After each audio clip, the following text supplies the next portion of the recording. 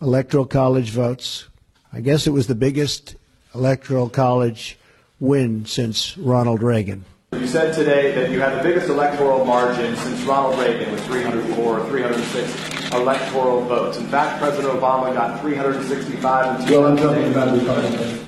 President Obama 332 and George H.W. Bush 426 when he won as president. So why should Americans trust Well, no, I was given that information. I don't know. I was just given. We had a very, very big margin. I guess my question is, why should Americans trust you when you accuse the information they receive of being fake when you're providing information that's... Well, I don't know. I was given that information.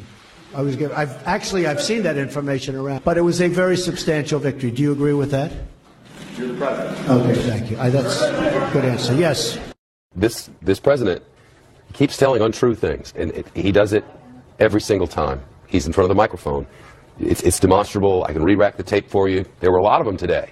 Some of them aren't really big, but they're coming from the President of the United States. Today he said I had the biggest electoral win since Ronald Reagan. He didn't. He said this repeatedly, over and over and over again, and every time he says it, it's not true again. Is it a big thing? No. But he's the one who brings him up. And then he says Russia is a ruse. It's fake news. The leaks are real, but the news is fake. So that's impossible. It's crazy what we're watching every day. Yeah. It's absolutely crazy. He keeps repeating ridiculous throwaway lines that are not true at all and sort of avoiding this issue of Russia as if we're some kind of fools for asking the question. Really? Your opposition was hacked and the Russians were responsible for it and your people were on the phone with Russia on the same day it was happening and we're fools for asking the questions? No, sir. We are not fools for asking this question. Thank you, everybody.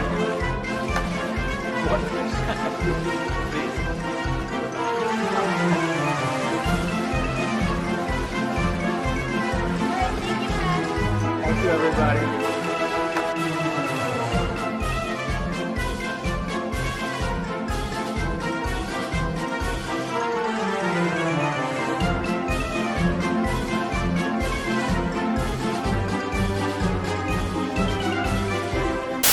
I woke up this morning and I was inspired. Everybody makes fun of these guys for standing outside a hardware store each morning in hopes of just trying to find a day's worth of work. Have you ever pushed an ice cream cart in 100-degree weather? Have you ever picked grapes in a vineyard? Have you ever sold oranges on the side of a road? Have you ever sold strawberries on a street corner? These guys are working hard every single day.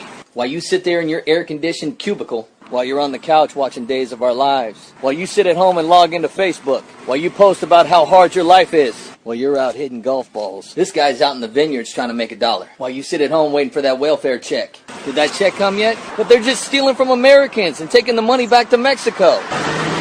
No one held a gun to my head while I was buying these delicious oranges. Every day they're out here working hard to support their friends and family. But the Mexicans are stealing all our jobs. If the Mexicans are stealing all our jobs, let's ask them to quit, and we'll see how fast you ignore all the recent job openings. This judge is of Mexican heritage. I'm building a wall. But you're invoking his race when talking about whether or not he can do his job. Jack, I'm building a wall. But he's American. He's an American. If you are saying he can't do his job because of his race, is that not the definition of racism? No, I don't think so at all. He's a Mexican. He's a Mexican. Yo, I'm here with Donald Trump. Doing a great job, Joe. He's from Trinidad, Tobago. I love it. Born to Spain. What a great place. We're going to be doing a lot of business there. A lot of business. Carnival. Great job. Carnival's great. People don't know that that's where that originates from. You're doing a great job, Joe. Great. Make America, make Trinidad great again. He did it. He really did it. He banned Muslims. To be more exact, he banned Muslims from a very specific list of countries, none of which pose any real or immediate threat, while leaving known producers of terrorists like Saudi Arabia, Pakistan, Lebanon off the list.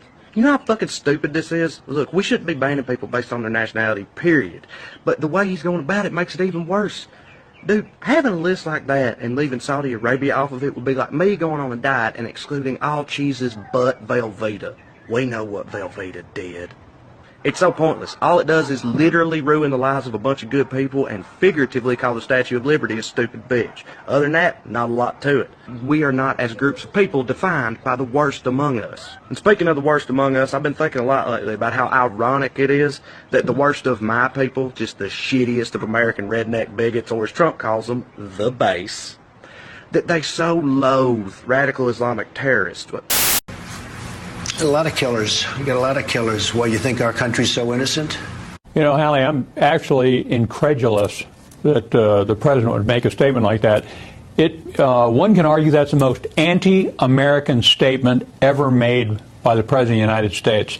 To confuse American values with Putin, who's running a criminal oligarchy, who kills people abroad and at home, who imprisons journalists and takes away business property, who shares it with his former KGB agents, who invades and seizes Crimea and eastern Ukraine. This is an astonishing state of affairs. The troops he'll be visiting have been fighting to defend America for 15 years. We've had 60,000 killed and wounded trying to protect this country. So for the President of the United States to talk about an equivalency between Putin and our killers is simply unbelievable.